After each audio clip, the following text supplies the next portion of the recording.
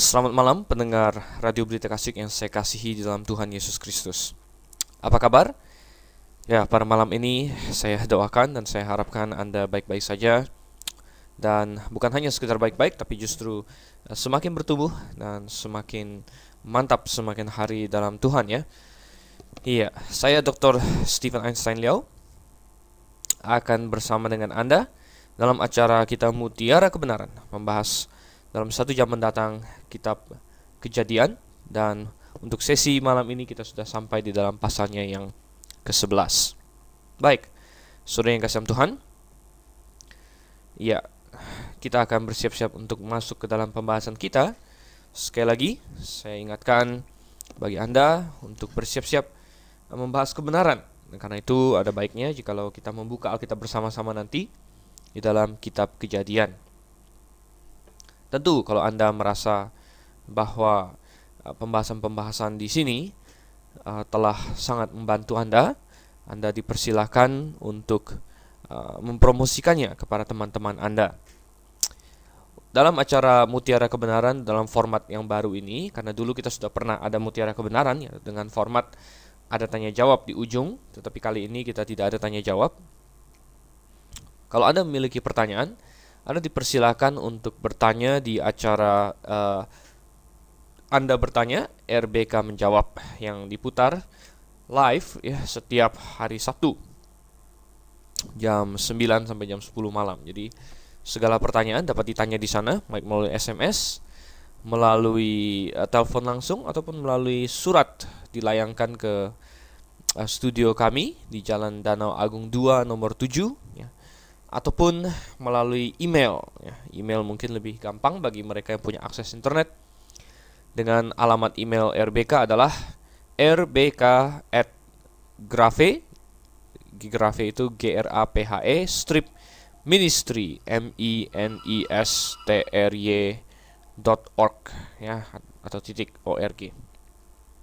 Anda dapat melayangkan pertanyaan-pertanyaan Anda ke sana semuanya. Baik, saudara yang kasih Tuhan, coba kita siap-siap sekarang. Kita akan masuk ke dalam pembahasan Kejadian pasalnya yang ke-11. Sebelumnya, saya ajak kita untuk menundukkan kepala. Kita akan berdoa minta pertolongan Tuhan, karena itu sangat penting untuk membahas kebenaran. Mari kita berdoa.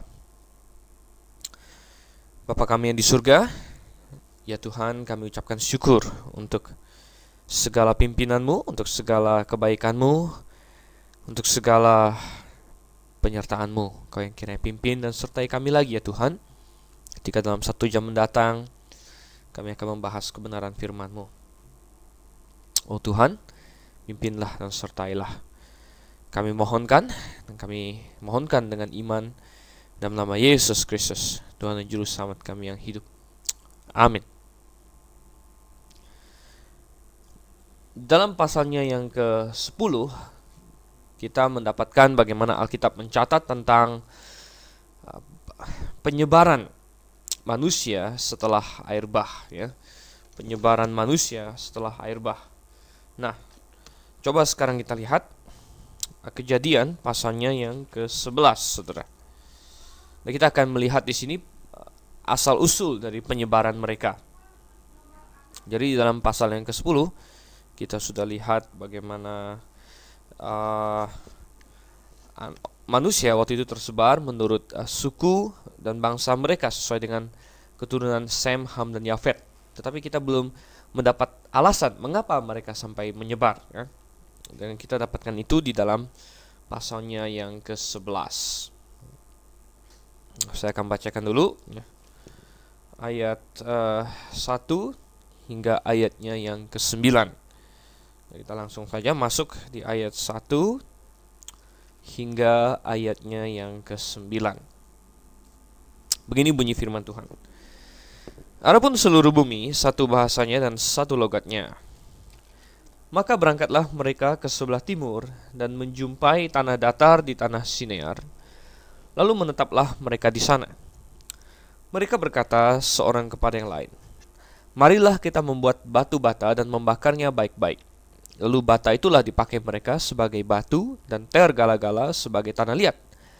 Juga kata mereka, Marilah kita dirikan bagi kita sebuah kota dengan sebuah menara yang puncaknya sampai ke langit. Dan marilah kita cari nama, supaya kita jangan terserak ke seluruh bumi. Lalu turunlah Tuhan untuk melihat kota dan menara yang didirikan oleh anak-anak manusia itu. Dan ia berfirman, mereka ini satu bangsa dengan satu bahasa untuk semuanya. Ini barulah permulaan usaha mereka. Mulai dari sekarang, apapun juga yang mereka rencanakan, tidak ada yang tidak akan terlaksana. Tidak ada yang tidak akan dapat terlaksana. Baiklah kita turun dan mengacau balaukan di sana bahasa mereka, sehingga mereka tidak mengerti lagi bahasa masing-masing. Demikianlah mereka diserahkan Tuhan dari situ ke seluruh bumi, dan mereka berhenti mendirikan kota itu.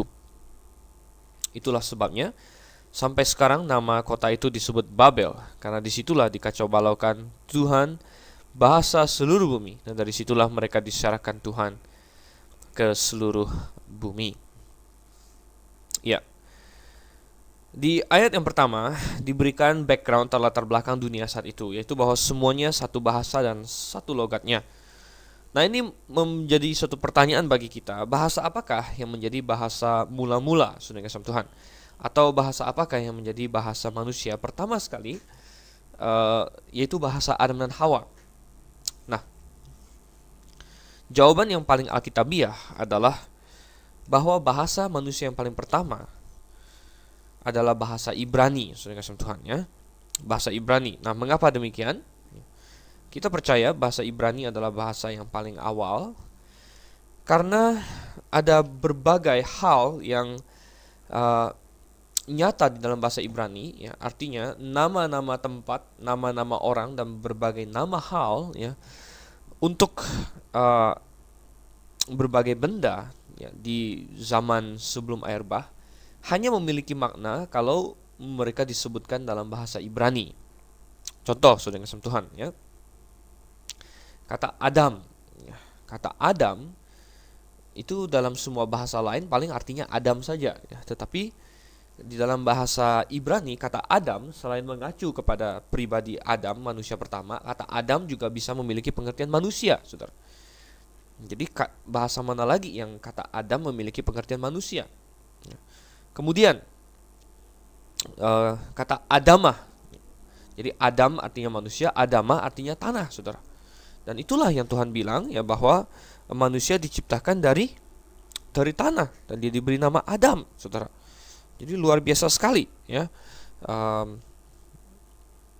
Seperti yang dikatakan di situ, ya, bahwa Adam dengan artinya manusia dan Adamah artinya tanah, ya. Nah, kemudian kita lihat lagi, ya,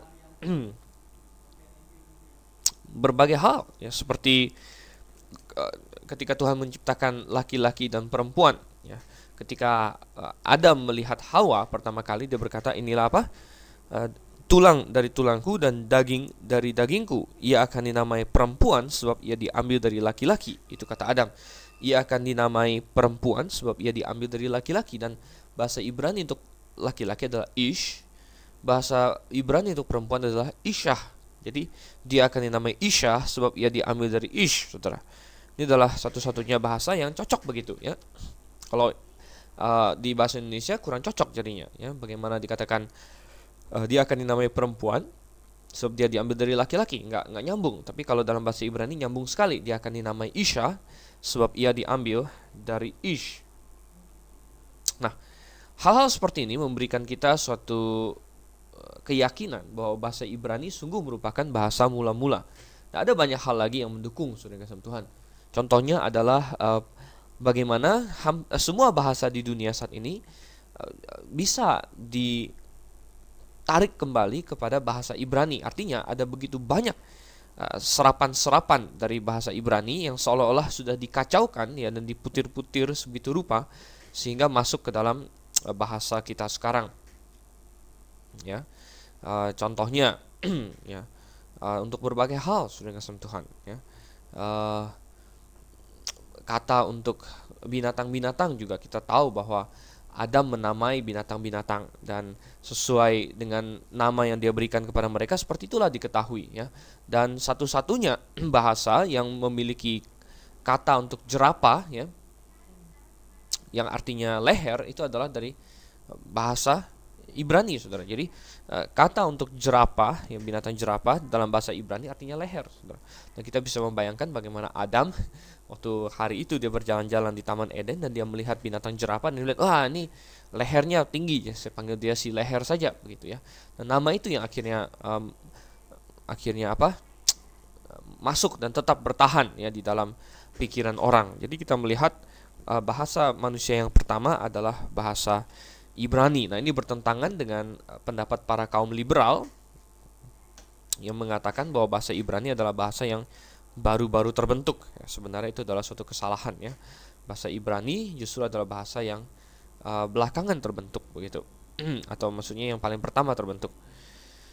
Nah, jadi waktu zaman itu katanya bumi masih satu bahasa satu logat. Nah, dari mana lagi kita tahu bahwa indikasi waktu itu adalah bahasa Ibrani yang merupakan bahasa mula-mula ya, karena semua bahasa orang lain dikacaukan oleh Tuhan, tetapi kita berpikir bahwa bahasa orang-orang yang tidak ikut ambil bagian di dalam pemberontakan di Menara Babel tentunya tidak Tuhan kacaukan, dan tentunya ini adalah bahasanya Nuh dan Sem ya. Karena saya tidak percaya bahwa Nuh dan Sem ikut serta dalam pemberontakan Babel, saudara. Karena mereka tidak ikut serta dalam pemberontakan Babel, tentunya bahasa Nuh dengan bahasa Sem dan keturunan mereka yang setia tidak berubah juga. Nah, itu berarti Abraham. Bahasanya Abraham mungkin bahasa yang tidak berubah. Jadi kita lihat bahwa bahasa Ibrani memang adalah bahasa yang paling pertama. Nah, di ayat 2 dikatakan bahwa setelah air bah, mereka berangkat ke sebelah timur. Jadi di daerah Babilonia saat ini rupanya itu adalah sebelah timur dari Ararat, dan itu cocok dengan geografi kita sekarang, di mana pegunungan Ararat ada di dekat-dekat perbatasan Turki, Armenia di sana, dan itu memang ada di sebelah barat dari daerah-daerah Babel. Saudara Tuhan, daerah Babel adalah hari ini Irak. Ya. Dan kalau mereka mau pergi dari daerah sekitar Turki sana ke Irak, mereka memang harus pergi ke sebelah timur, saudara. Jadi rupanya setelah mereka keluar dari Bahtera dan mereka menetap sebentar, lama-kelamaan banyak di antara mereka yang tidak puas dan mereka mencari tempat yang baru, dan akhirnya mereka menemukan, saudara kasih Tuhan, di sana tanah Sinear katanya, dan rupanya ini adalah tanah yang mungkin sangat baik ya. Kita tahu bahwa daerah itu daerah yang subur ya. Ada banyak sekali kebudayaan yang berkembang di situ sepanjang sejarah. Dan mungkin daerah itu mengingatkan mereka sedikit tentang dunia sebelum air bah, saudara kasih Tuhan ya. Mungkin mengingatkan mereka akan indahnya saat-saat itu. Bahkan mungkin geografinya mirip-mirip sedikit karena mereka menamai dua buah sungai di situ sesuai dengan nama sungai yang mengalir melalui Taman Eden, yaitu Sungai Tigris dan Sungai Efrat. Nah, kita tahu bahwa Sungai Tigris dan Sungai Efrat yang di Taman Eden itu bukanlah Sungai Tigris dan Sungai Efrat yang ada di Babilonia saat ini ya. Tetapi bahwa itu adalah dinamakan setelah air bah ya, dengan nama yang sama dengan sungai yang ada sebelum air bah, tapi sungainya sendiri tidak sama. Jadi sia-sia hari ini banyak orang yang mencoba untuk berspekulasi bahwa Taman Eden ada di sekitar daerah Irak sana ya. Nah, ini sama sekali tidak bisa dipegang. Karena apa? Geografi dunia dan topografi dunia, sungai-sungai semua sudah berubah total karena air bah ya. Jadi nama-nama sungai juga sudah berubah. Nah, lalu sudah mereka ada di sana ya, mereka berkata seorang kepada yang lain katanya. Mereka ingin membuat batu bata katanya, dan kemudian mereka ingin mendirikan sebuah kota katanya, ya. Sebuah kota dengan menara yang puncaknya sampai ke langit ya. Dan ada satu kata mereka di sana yang Tuhan tidak senang, di mana mereka berkata, dan marilah kita cari nama supaya kita jangan terserak ke seluruh bumi. Oh, saudara kasih Tuhan, betapa cepat ya, betapa cepat di mana setelah air bah, di mana Tuhan menghancurkan semua manusia yang bejat, kebejatan manusia tampak kembali, di mana Tuhan baru saja di dalam pasalnya ke-9 memerintahkan Nuh untuk memenuhi bumi, beranak cucu, yang menyebar dan memenuhi bumi. Tetapi manusia di sini, minimal sebagian besar dari mereka, berkata, tidak, kami tidak mau. Kami mau tidak terpencar, kami mau berada di sini saja, kami mau mencari nama, kami tidak mau melaksanakan perintah Tuhan. Dan mungkin mereka melihat bahwa kalau mereka terpecah-pecah, maka mereka akan lemah, ya, akan lebih lemah, dan mereka akan tergantung kepada Tuhan, saudara kasih Tuhan, ya. Sedangkan mereka tidak mau tergantung pada Tuhan, dan mereka mau kuat sendiri. Dan sampai dengan saat ini, sepertinya Nimrod sudah menjadi pemimpin di antara mereka, seperti yang kita bahas di dalam pasal yang ke-10, di mana Nimrod adalah seorang pemburu yang hebat di mata Tuhan, tapi dia seorang pemburu jiwa, artinya dia seorang yang sebenarnya menentang Tuhan, ya, dan dia memburu jiwa-jiwa untuk dia selewengkan dari Tuhan. Dan di sini kita melihat kepemimpinan dia mungkin sudah mulai. Dan untuk keberhasilan rencana mereka untuk tidak tersebar, mereka memerlukan bukan saja seorang pemimpin yang kuat, ya, dan bukan saja seorang daerah atau sebuah daerah yang bagus, tetapi mereka memerlukan suatu sistem agama yang mengikat semua orang, ya. Dan ini yang Nimrod perbuat dengan istrinya Semiramis, seperti sudah kita bahas di dalam pasal yang ke-10, bagaimana mereka mendirikan sistem agama yang palsu, ya, yang merupakan cikal bakal dari semua agama palsu di dunia ini, di mana ada penyembahan alternatif kepada Tuhan, ya, tapi bukan Tuhan yang benar. Dan Nimrod dengan agamanya itu, saudara Tuhan, dan iblis barangkali bersekongkol dengan dia dan memberikan janji-janji kepada dia untuk menjadikan dia penguasa dan lain sebagainya. Oh, saudara Tuhan, jadi kita lihat itu semua terjadi, sehingga akhirnya dia menghasut rakyat untuk menentang keputusan Allah atau perintah Allah untuk menyebar di atas muka bumi. Dan dia berkata, marilah kita dirikan bagi kita sebuah kota dengan sebuah menara yang puncaknya sampai ke langit. Dan marilah kita cari nama supaya kita jangan terserak ke seluruh bumi. Jadi saudara yang kasih Tuhan, kita lihat bagaimana Nimrod di sini ingin mengadakan suatu persatuan, saudara yang kasih Tuhan. Dan disinilah terletak bahayanya, di mana manusia bahkan hingga hari ini merasa bahwa persatuan itu pastilah suatu hal yang baik. Tetapi saya katakan bahwa persatuan bukanlah selalu hal yang baik, saudara yang kasih Tuhan. Dalam hal apakah persatuan menjadi hal yang tidak baik? Oh, ada banyak persatuan yang baik. Mungkin secara politik persatuan itu adalah sesuatu yang baik. Secara perjuangan, ya, persatuan itu adalah sesuatu yang baik. Ketika bangsa Indonesia ingin mencari kemerdekaannya, tentu saja itu bersatu dengan Tuhan. Jadi ada Sumpah Pemuda, ada menggalang persatuan nasional. Itu adalah hal yang baik sekali. Tetapi tidak semua persatuan adalah sesuatu yang baik, saudara. Nah, persatuan apakah yang tidak baik? Dan persatuan apakah yang baik? Terutama dalam hal rohani, ya. Ini yang perlu kita cermati. Karena hari ini yang menjadi tren adalah orang Kristen semua katanya ingin menggalang persatuan. Wah, menggalang persatuan. Dari satu denominasi dengan denominasi lain katanya mau bersatu. Kemudian bahkan lebih dari itu, agama-agama mau bersatu juga, saudara Tuhan. Dan yang menjadi tren naik daun sekarang di kekristenan adalah yang kita sebut sebagai gerakan ekumene, ya. Ekumene, ayo, ada seruan untuk menggalakkan ekumene. Bahkan sudah dirancang bagaimana gereja-gereja Indonesia bisa bersatu ke dalam satu wadah yang disebut gereja gereja Indonesia yang Esa, ya, dan lain sebagainya. Oh, saudara kasih Tuhan, apakah itu persatuan-persatuan yang baik, ya? Kemudian lalu mulai bekerja sama dengan Katolik Roma, mulai bekerja sama dengan agama-agama lain bahkan, ya. Belakangan ini baru bulan Oktober saya dapat berita bahwa ada perkumpulan di Roma, di Vatikan, saudara kasih Tuhan, di mana semua agama diundang, saudara kasih Tuhan. Bahkan pemimpin-pemimpin dari agama Islam, dari agama Buddha, dari agama Hindu lain sebagainya diundang untuk ke Roma, ke Vatikan, termasuk juga dari berbagai gereja-gereja, saudara kasih Tuhan. Untuk apa? Untuk membicarakan persatuan. Oh, saudara kasih Tuhan, apakah itu hal yang baik, saudara, ya? Nah, saya katakan dalam hal itu adalah persatuan yang tidak baik, saudara kasih Tuhan. Nah, sama seperti di Babel di sini, ya.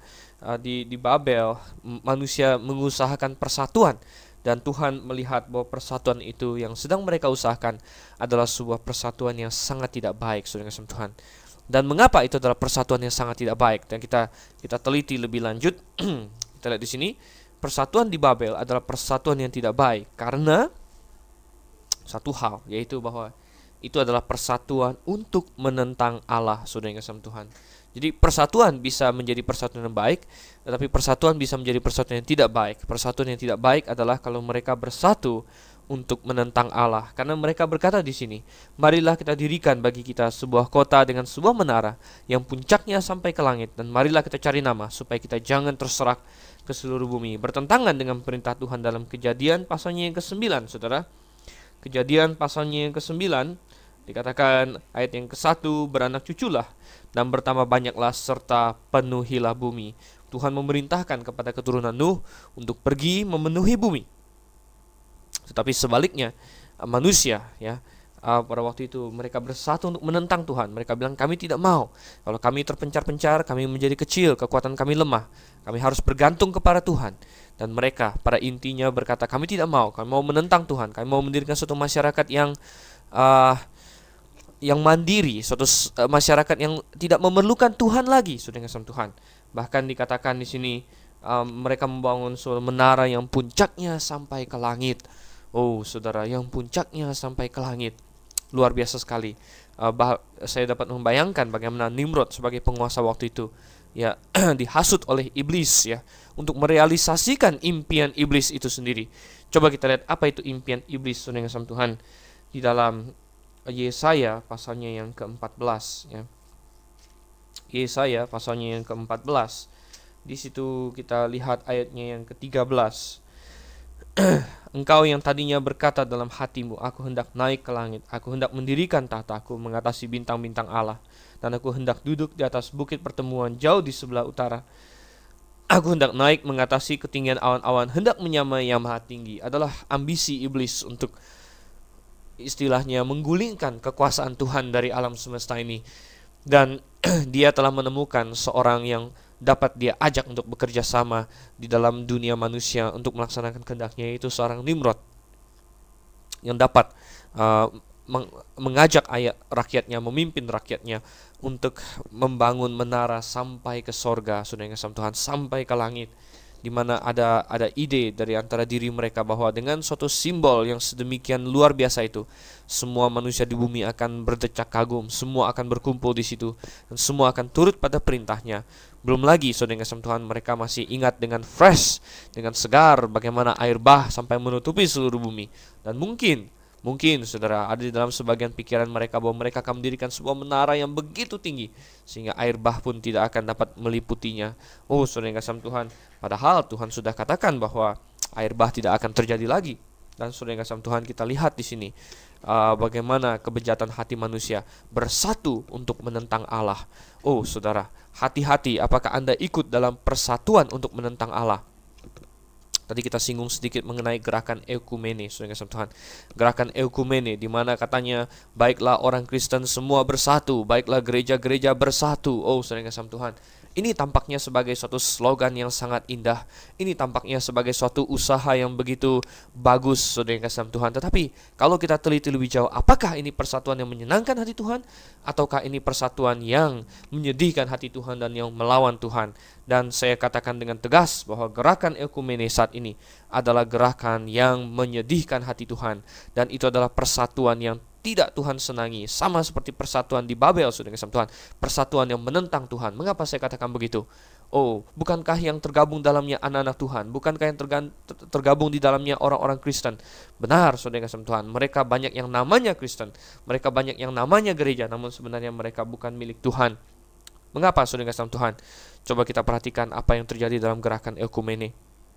Satu gereja dengan gereja lain katanya disuruh untuk bersatu, disuruh untuk saling berjabat tangan, disuruh untuk saling bekerja sama, bahkan saling melebur diri. Karena itulah tujuan dari gerakan ekumene, di mana semua jemaat akhirnya melebur diri menjadi satu, sehingga tidak ada lagi yang namanya jemaat ini, tidak ada lagi yang namanya jemaat itu, semuanya menjadi satu. Bahkan sudah digodok yang namanya gereja yang esa di Indonesia, gereja yang esa, di mana itu merupakan peleburan dari semua gereja yang ada. Oh, bukankah ini hal yang bagus? Semua menjadi satu, kita tidak terpecah belah lagi. Oh, saudara yang kasih Tuhan, saya katakan kalau kita bersatu di dalam kebenaran, itu adalah hal yang bagus, itu hal yang Tuhan inginkan, bersatu di dalam kebenaran. Tapi apakah gerakan ekumene ingin agar kita bersatu dalam kebenaran? Oh, sama sekali tidak. Perbedaan antara gereja baptis dengan gereja injili, dengan gereja liberal, ya, dengan gereja karismatik adalah perbedaan-perbedaan yang real, di mana ada masalah kebenaran di situ, ada masalah doktrin, saudara. Saksi Yehova misalnya sekarang, Saksi Yehova ya sudah diakui oleh pemerintah sebagai satu cabang atau suatu aliran yang resmi, saudara yang kasih Tuhan. Mereka menyebut diri mereka Kristen. Ya. Nah, apakah gerakan ekumene mau menyatukan semua yang disebut Kristen? Akhirnya Saksi Yehova masuk situ. Dan apa slogan ekumene, saudara? Apakah berusaha datang kumpul bareng-bareng untuk mendiskusikan kebenaran, untuk berargumentasi, untuk mencari Alkitab, menentukan siapa yang benar, siapa yang salah, dan kemudian untuk ikut yang benar? Oh, sama sekali tidak. Gerakan ekumene berkata, ayo kita jangan ngomongkan doktrin, ayo kita jangan ngomongkan masalah perbedaan-perbedaan kita, ayo mari kita singkirkan, gak usah kita berdebat dari Alkitab mengenai siapa yang benar, siapa yang salah. Gerakan ekumene berkata, kita lupakan semua itu, kita gandeng tangan saja, kita utamakan kasih, kita bekerja sama, kita melebur, kita lupakan semua itu. Oh, saudara kasih Tuhan, padahal saudara kasih Tuhan, itu adalah hal-hal yang inti di dalam kekristenan. Kebenaran itu sendiri, yaitu apa yang diajarkan oleh Alkitab, apa yang kita percaya, itu adalah hal yang sangat inti, saudara kasih Tuhan. Dan itu yang oleh gerakan ekumene disuruh untuk dibuang, ya. Sehingga di dalam gereja-gereja ekumene khotbah-khotbahnya hanya kasih, tidak ada dikhotbahkan tentang kebenaran Alkitab.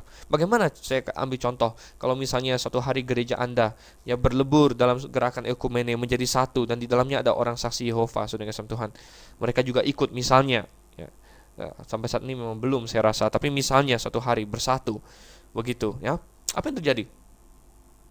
Oh, mereka tidak percaya Yesus Tuhan atau Yesus itu Allah. Sedangkan kita percaya Yesus itu Allah. Lalu apa yang harus kita lakukan? Oh, katanya jangan kita beda-bedakan ini. Oh, tidak bisa, saudara kasih Tuhan. Mereka tidak berada dalam kebenaran. Bukannya saya tidak mau bersatu dengan mereka, tapi selama mereka dalam kesalahan yang fatal seperti itu, di mana Yesus Kristus yang adalah Allah dikatakan mereka bukan Allah, saya tidak bisa bersatu dengan mereka. Saya dapat bersatu di dalam kebenaran. Itu yang Tuhan ajarkan, dan ini banyak sekali, ya. Hari ini saudara kasih Tuhan, gereja-gereja Protestan di mana-mana kembali ditipu untuk masuk bergabung kembali dengan Roma Katolik, saudara. Ya, Anda tahu ada banyak inisiatif saat ini yang sedang digodok di mana-mana agar gereja-gereja Protestan kembali bergabung dengan gereja Roma Katolik, saudara kasih Tuhan. Oh, kalau saja Martin Luther dapat melihat hasil yang terjadi beberapa ratus tahun setelah dia melakukan 95 kesalahan di pintu gereja di Wittenberg sana, saudara kasih Tuhan. Oh, tentu dia akan sangat sedih sekali, saudara kasih Tuhan.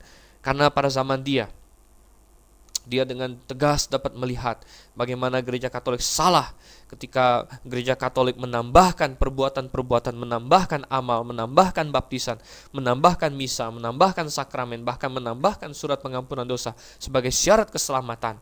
Oh, dan Luther melihat semua itu, dan dia melihat Alkitab, dan dia melihat, oh, di dalam Alkitab orang diselamatkan hanya karena percaya kepada Yesus Kristus, hanya karena bertobat, saudara yang kasih Tuhan, hanya karena iman, dan dasar kita hanya Alkitab. Sementara orang Katolik memakai sebagai dasarnya bukan hanya Alkitab, tetapi juga kitab-kitab apokrifa. Ya, kemudian dia menambahkan lagi tradisi mereka yang dianggap setara dengan firman Tuhan, dan ditambah lagi dengan keputusan Paus yang mereka anggap sebagai keputusan yang tak dapat salah, dan karena itu setara dengan Alkitab juga. Oh, saudara yang kasih Tuhan, ada perbedaan yang begitu mendasar, dan saya tidak bisa bersatu dengan mereka. Saya tidak bisa mengatakan mereka benar, saya tidak bisa menutup mata. Saya harus memperingatkan mereka akan kesalahan mereka. Saya mengatakan begini di radio seperti ini bukan karena saya membenci orang Katolik, bukan karena saya membenci orang saksi Yehova, bukan karena saya membenci orang Protestan atau lain sebagainya, saudara yang kasih Tuhan. Tapi saya ingin memberitahukan kepada mereka kebenaran. Dan saudara yang kasih Tuhan, seperti yang Rasul Paulus tanyakan kepada orang-orang Galatia di dalam Galatia pasal yang keempat, apakah dengan memberitakan kebenaran kepadamu aku telah menjadi musuhmu? Oh, saudara yang kasih Tuhan, pertanyaan itu juga yang perlu didengungkan hari ini di mana-mana, saudara yang saya kasih dalam Tuhan.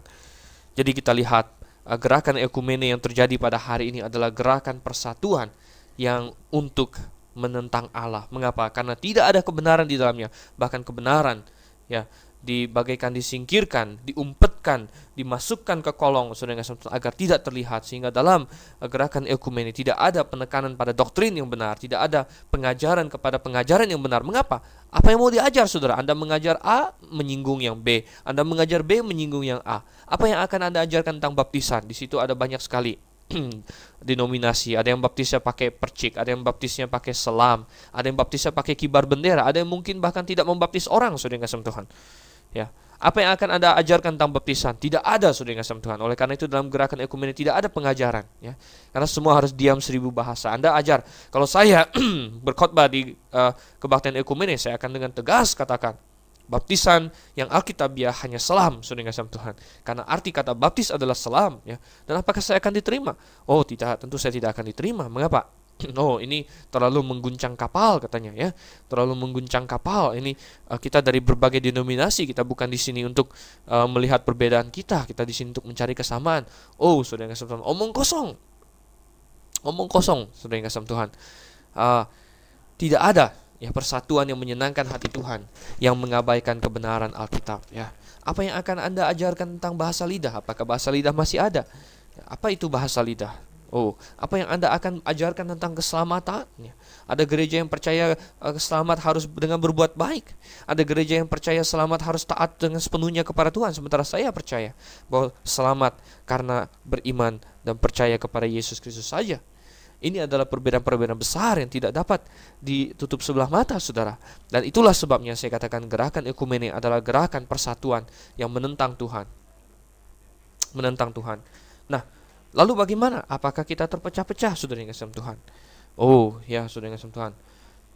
Perpecahan ini, ya, perpecahan ini adalah untuk supaya nyata siapa yang tahan uji. Coba kita buka dalam 1 Korintus pasalnya yang ke-11, saudara.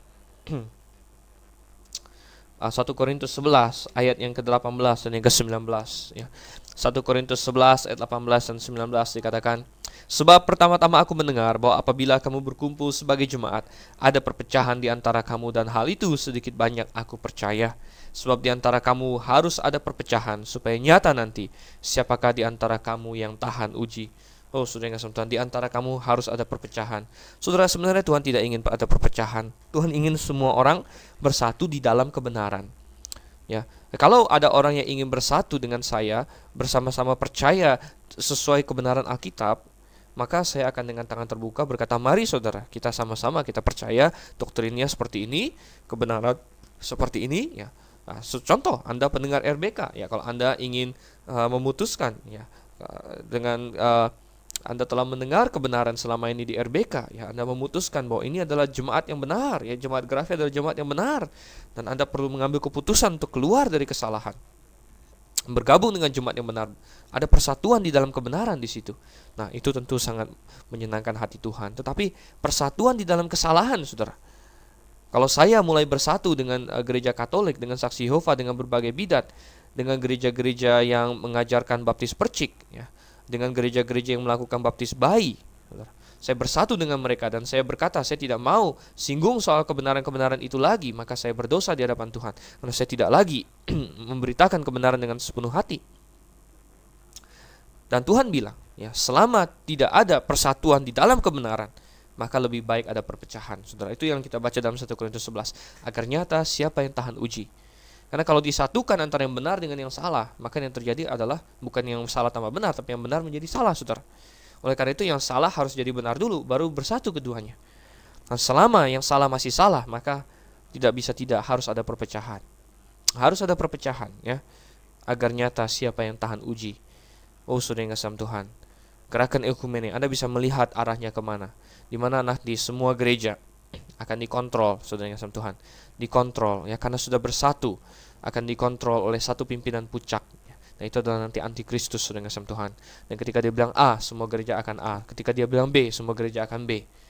Dan saudara yang kasih Tuhan, inilah mengapa di dalam kitab Wahyu dikatakan pada akhir zaman ada Babylon, saudara yang kasih Tuhan, ada kerajaan Babylon, ya, yang akan runtuh. Dan ketika dia runtuh, oh, ada puji syukur di sorga. Apa itu Babylon di dalam kitab Wahyu, saudara?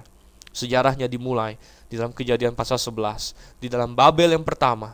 Babel yang pertama didirikan oleh Nimrod dan para pengikutnya yang menentang Allah. Di situ mereka mencari persatuan untuk menentang Allah.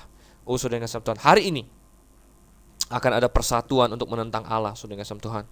Persatuan untuk menentang Allah, ya. Baik secara politik, saudara yang kasih Tuhan. Ada PBB, ya, dan PBB semakin hari semakin ngaco juga, ya. Ada negara-negara yang jelas-jelas kacau, mereka tidak mau untuk kecam, saudara yang kasih Tuhan, ya. Nanti lama-lama akan dikuasai oleh antikristus untuk menentang Tuhan. Ya, akan lama-lama ada persatuan ekonomi, saudara kasih Tuhan, di mana nanti semua orang akan mungkin masuk dalam cashless society, masyarakat tanpa uang tunai, pakai card semuanya, saudara kasih Tuhan. Dan ekonomi menjadi global, pasar bebas dan terbuka untuk semua negara.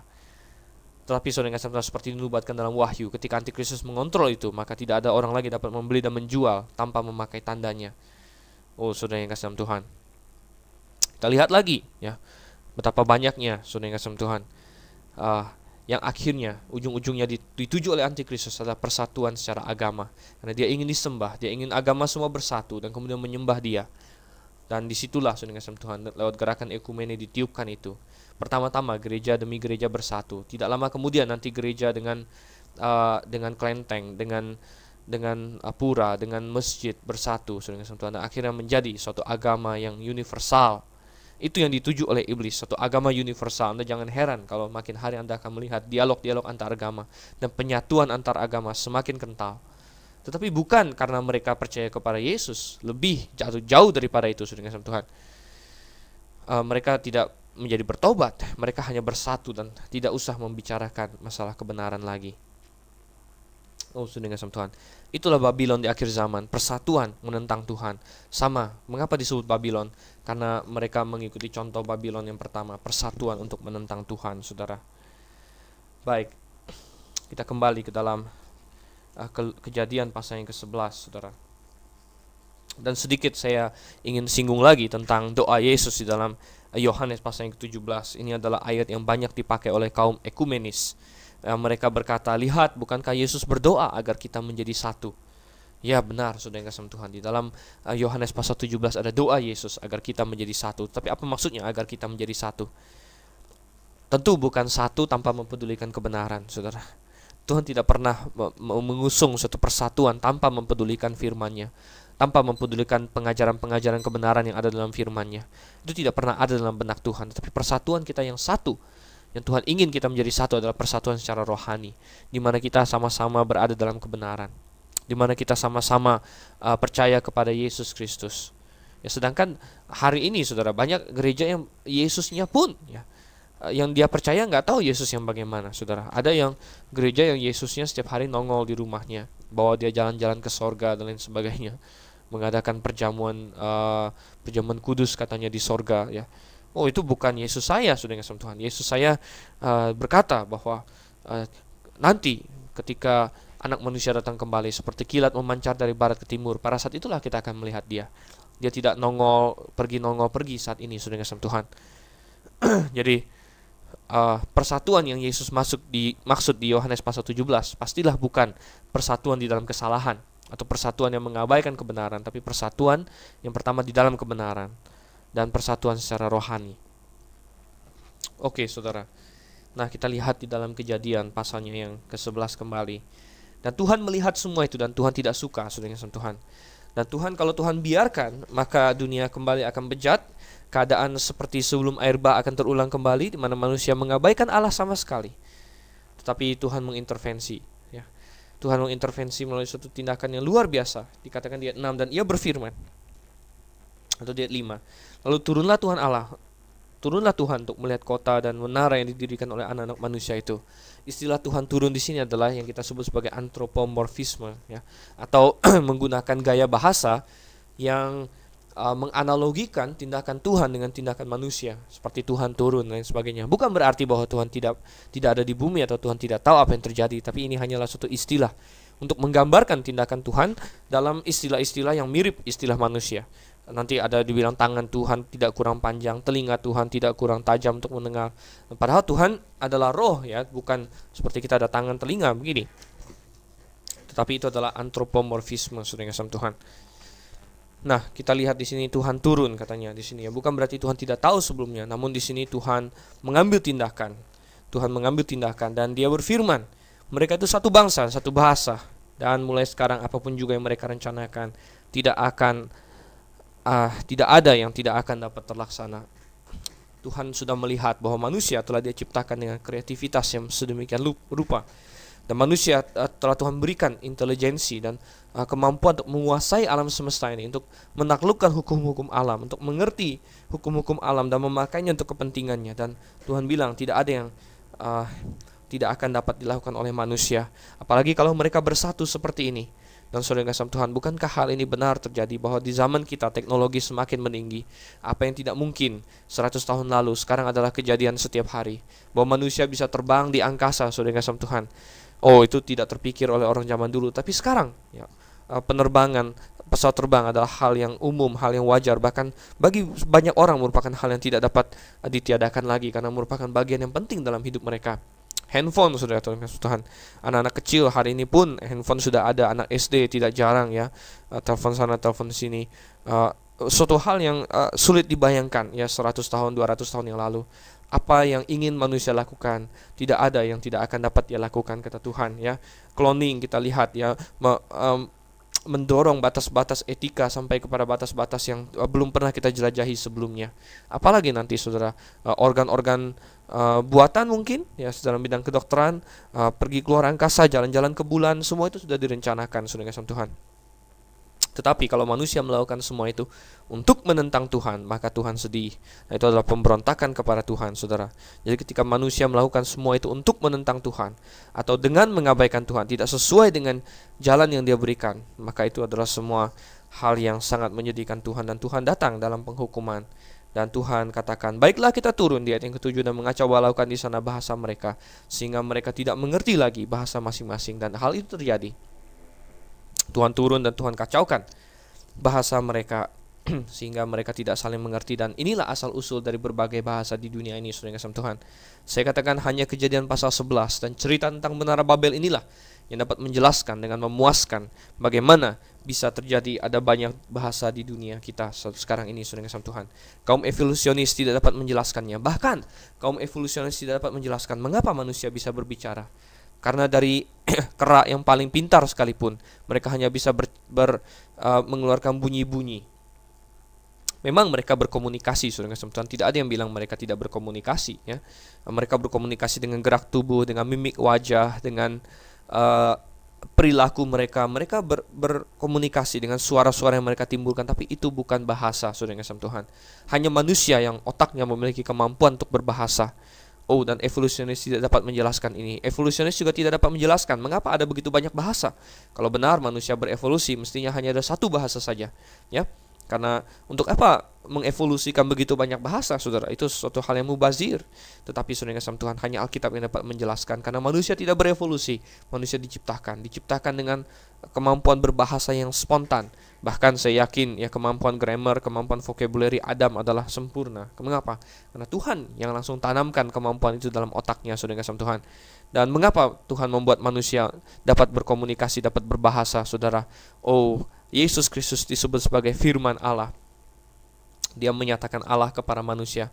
Dan kita dapat simpulkan bahwa salah satu alasan Tuhan membuat manusia dapat berbahasa, dapat berkomunikasi adalah karena Allah ingin berkomunikasi dengan manusia. Dan manusia yang diciptakan dalam gambar dan rupa Allah itu, ya, diberikan kemampuan untuk berkomunikasi agar ia dapat berkomunikasi dengan Tuhan. Saudara yang kasih Tuhan, sungguh indah hal ini. Tetapi manusia banyak yang menyalahgunakannya sehingga bahasa hari ini dipakai untuk menghujat Tuhan, mengutuk, ya, menuliskan berbagai hal melawan Tuhan. Padahal Tuhan telah buat itu untuk manusia. Dan saudara yang kasih Tuhan, hari ini manusia yang banyak bahasa itu adalah cerminan dari kejadian pada saat Menara Babel. Dan tentu terjadi kebingungan yang luar biasa saat itu. Mereka sedang asik-asik bekerja, tetapi tiba-tiba tiap puak keluarga, tiap-tiap kepala keluarga, tiap-tiap pekerja menjadi tidak dapat mengerti lagi satu sama lain. Dan pekerjaan yang begitu agung itu, yang begitu besar yang mereka rencanakan, harus terhenti. Dan mau tidak mau hanya ada satu jalan agar mereka tidak saling membunuh karena salah pengertian. Mereka terpaksa berpisah satu dengan yang lain. Apa yang tidak mau mereka lakukan, Tuhan paksa mereka lakukan. Mereka tidak mau terserah ke seluruh bumi, Tuhan paksa itu, saudara yang kasih Tuhan. Dan tentunya di dalam satu keluarga mungkin diberikan bahasa yang sama. Dan mereka pergi, mereka berpencar, saudara kasih Tuhan. Dan kita dapat membayangkan bagaimana akhirnya dari situlah seluruh dunia didiami oleh manusia. Keluarga-keluarga akan mencari tempat-tempat yang strategis, keluarga-keluarga yang kuat, keluarga-keluarga yang rajin, keluarga-keluarga yang penuh dengan kemampuan, saudara tentu akan berhasil menguasai wilayah-wilayah yang paling strategis, yang paling memiliki sumber daya. Mungkin mereka mencari yang dekat air, dekat sungai, atau dekat danau, atau di tempat yang agak tinggi agar gampang untuk melawan musuh, saudara. Dan mereka memulai keberadaban di sana. Akhirnya masuk ke peradaban-peradaban kuno. Di Mesir ada, nanti di Afrika ada, di Babel ada, saudara yang kasih Tuhan. Di mana-mana ada, di Kanaan ada. Ada yang mungkin pergi jauh sekali ke Cina, ada yang dari Cina lalu melompat lagi ke Amerika Utara, saudara yang kasih Tuhan, lalu turun ke Amerika Selatan dan lain sebagainya. Oh, mereka bergerak dengan cepat, saudara yang kasih Tuhan. Banyak yang berpikir diperlukan waktu berjuta-juta tahun untuk ini terjadi, sama sekali tidak. Hanya butuh beberapa generasi saja dan manusia sudah dapat berpencar ke tempat yang jauh-jauh sekali. Dan sejarah juga membuktikan bahwa kebudayaan di tempat-tempat yang jauh dari Timur Tengah itu biasanya lebih belakangan timbulnya. Seperti kebudayaan di Indonesia yang cukup jauh dari Timur Tengah, itu timbulnya lebih belakangan, saudara. Tetapi kebudayaan-kebudayaan yang paling kuno timbulnya di daerah Timur Tengah, kebudayaan Mesir, ya, kebudayaan Babilonia dan lain sebagainya.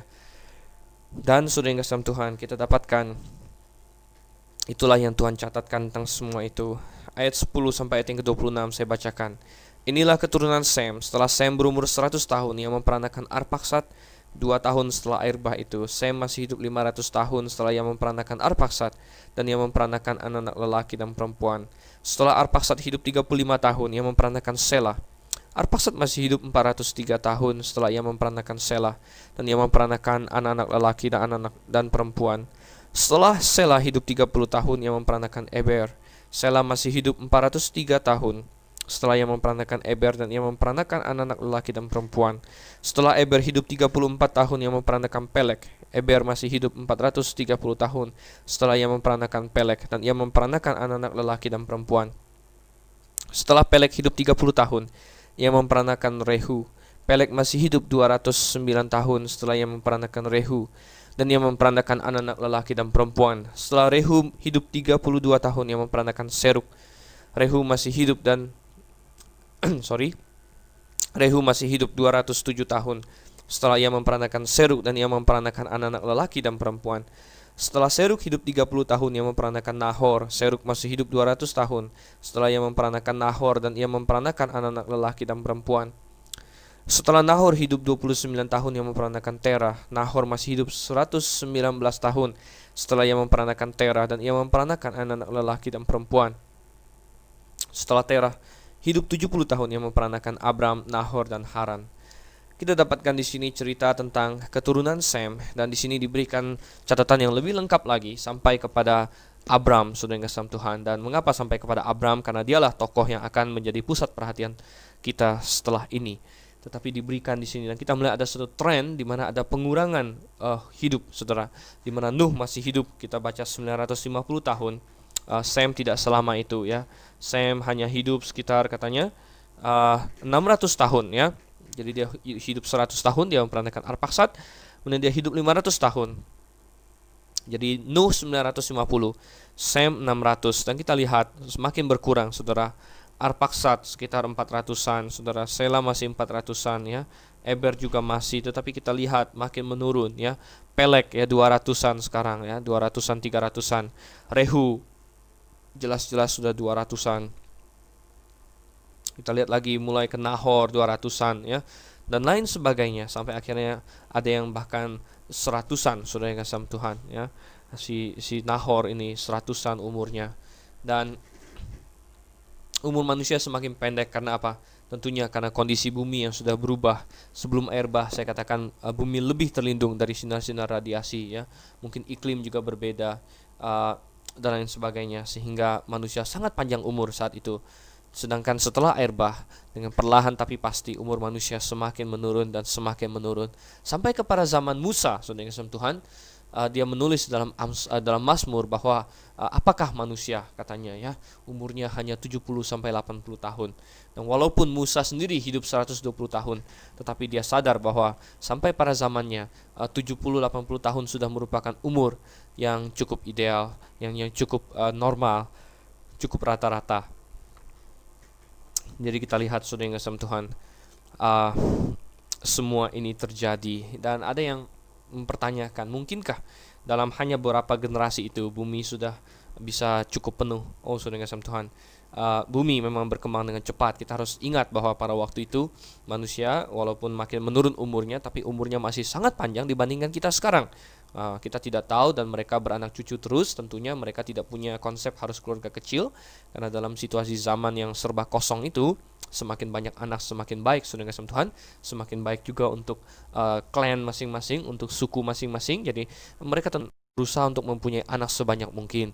Bahkan Nuh sendiri mungkin setelah Sem, Ham, dan Yafet punya anak lain, kita tidak tahu, kita tidak diberitahu ya. Sem, Ham, dan Yafet juga punya banyak anak ya, yang dituliskan kepada kita di dalam Kejadian pasal 7, Kejadian pasal 10. Itu bukan semua anak mereka, tapi anak-anak yang penting saja yang dicatat dengan sama Tuhan, yang menjadi suku-suku atau kepala-kepala suku tertentu. Nah, sedangkan mereka pastinya punya anak-anak yang lain. Minimal mereka punya anak perempuan yang saya rasa rata-rata sama banyak dengan anak laki, dengan sama Tuhan. Jadi kita lihat itu. Dan artinya, saudara, pertumbuhan manusia pasti sangat pesat ya. Kita dapat menghitung bahwa hanya dalam 4 generasi saja jumlah mereka mungkin sudah mencapai ribuan, saudara. Ya, mungkin sudah mencapai ribuan orang. Ya, dan ini adalah pertumbuhan yang sangat cepat. Ayat 27 sampai 32 menceritakan tentang satu tokoh yang diintroduksi di sini dan akan kita temui nanti menjadi tokoh yang sentral dalam kitab Kejadian, bahkan bukan Kejadian saja tapi juga seluruh Alkitab, saudara. Ayat 27 sampai 32. Inilah keturunan Terah. Terah memperanakan Abram, Nahor, dan Haran. Dan Haran memperanakan Lot. Ketika Terah ayahnya masih hidup, matilah Haran di negeri kelahirannya di Ur-Kasdim. Abram dan Nahor kedua-duanya kawin. Nama istri Abram ialah Sarai, dan nama istri Nahor ialah Milka. Anak Haran ayah Milka dan Yiska. Sarai itu mandul, tidak mempunyai anak. Lalu Terah membawa Abram anaknya serta cucunya Lot, yaitu anak Haran, dan Sarai menantunya, istri Abram anaknya. Ia berangkat bersama-sama dengan mereka dari Ur-Kasdim untuk pergi ke tanah Kanaan. Lalu sampailah mereka ke Haran dan menetap di sana. Umur Terah ada 205 tahun. Lalu ia mati di Haran. Terah di sini diperkenalkan karena dia adalah bapak seorang yang sangat spesial, yaitu Abram. Dan sedikit family background di sini, saudara, latar belakang keluarga. Abram punya 2 orang saudara, Nahor dan Haran, saudara yang kasih Tuhan. Abram sepertinya bukan yang paling tua, tetapi Haran sepertinya kawin muda, saudara yang kasih Tuhan, kawin muda, dan lalu memperanakan anak 3 orang yang tercatat, Lot, dan 2 orang anak perempuan, yaitu Milka dan Yiska. Jadi 3 bersaudara minimal, Lot, Milka, dan Yiska. Dan rupanya Haran juga mati muda, saudara. Haran kawin muda, dia juga mati muda. Dan akhirnya anak-anaknya itu diasuh ya. Anak-anaknya diasuh oleh paman-paman mereka. Abram rupanya mengasuh Lot ya. Kemudian anak-anak perempuannya Haran, Milka dan Yiska, sepertinya diasuh oleh Nahor. Dan bahkan Nahor menjadi jatuh cinta kepada salah satu dari keponakannya sendiri, yaitu Milka ya, dan akhirnya menikahinya. Dan pada saat itu memang genetika manusia belum serusak sekarang, oleh karena itu perkawinan dekat seperti itu masih tidak berbahaya dan masih diperbolehkan, belum dilarang oleh Tuhan. Dan kita lihat bahwa memang pada zaman itu di mana belum ada bahaya genetika, mungkin kawin sesama keluarga merupakan langkah yang cukup aman untuk mempertahankan tradisi dan kebudayaan masing-masing, untuk mempertahankan kemurnian iman juga, saudara. Tapi tentu hari ini gen manusia sudah jauh lebih rusak dibandingkan waktu itu, sehingga perkawinan dekat sering menimbulkan keturunan yang cacat, saudara. Tapi Nahor menikahi Milka. Yiska di sini tidak dikatakan kemana lagi perginya, mungkin dia menikah dengan orang lain sehingga akhirnya tidak tercatat lagi, saudara yang kasih Tuhan. Nah, Abram sendiri juga menikah dengan saudara dekatnya, yaitu Sarai. Sarai belakangan kita tahu adalah saudari tiri dari Abram ya, di mana ayah mereka sama, Terah, tapi ibunya berbeda. Nah, mereka keluar katanya ya, mereka keluar dan mereka meninggalkan Ur-Kasdim untuk pergi ke tanah Kanaan, lalu mereka menetap di Haran. Mereka menetap di suatu kota yang kemungkinan besar akhirnya diberi nama Haran oleh Terah, sesuai dengan nama anaknya yang sudah meninggal. Dan umur Terah 205 tahun, lalu ia mati di Haran. Nah, apa yang terjadi? Apa yang mereka lakukan di Haran, saudara kasih Tuhan? Apa tujuan mereka? Apa misi mereka? Temukan itu kali berikutnya kita berjumpa dalam Mutiara Kebenaran, karena itu akan kita lihat di dalam pasalnya yang ke-12. Singkat kata, saya Dr. Stephen Einstein Liao undur diri dulu dari hadapan Anda malam ini. Saya ucapkan selamat malam, selamat merenungkan firman Tuhan kembali, dan Maranatha.